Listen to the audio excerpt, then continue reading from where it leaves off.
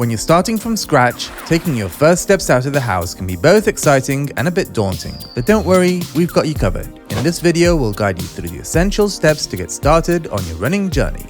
How do you prepare for your first run? While you don't need fancy gear to start running, it's important to wear comfortable clothes that allow you to move freely.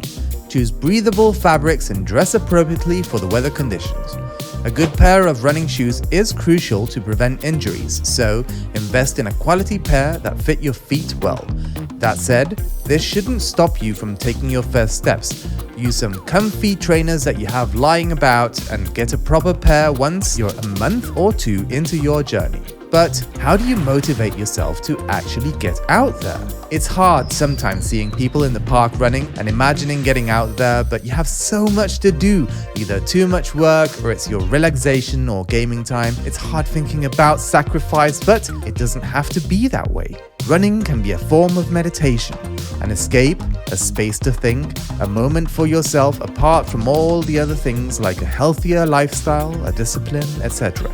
For your first run, don't overthink it. Set a date, set a distance, and get out there. If you are too intimidated, start really small. Ask yourself, can I make it to the end of the street and back? How about 3 times around the block?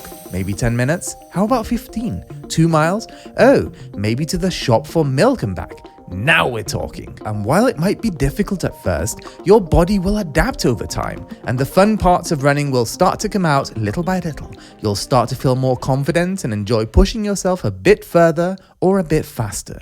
Now, where should you run to start with? The park? Around a block? To start with, avoid highways and motorways at all costs. It might even be illegal depending on what country you're from. Roads are fine as long as there is a bit of space on the edge to run, and try to run against traffic like the RSA advises, so you can see incoming cars and move out of the way if the space is too narrow. But how long or how far should you run?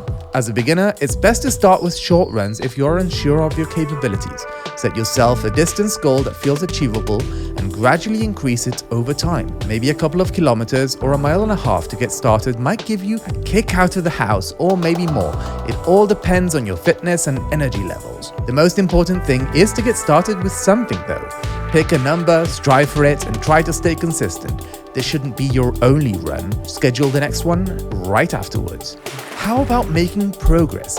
How can you improve after your first few runs? There are a few things to keep in mind. First, avoid increasing your weekly mileage by more than 10% to prevent overuse injuries. Consistency is key, so aim to run regularly and make it a part of your routine.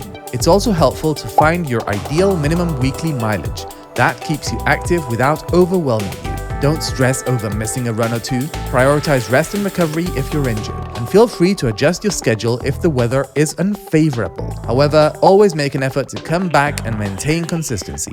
Remember, it's harder to restart after a long break than to resume running after a few days of rest.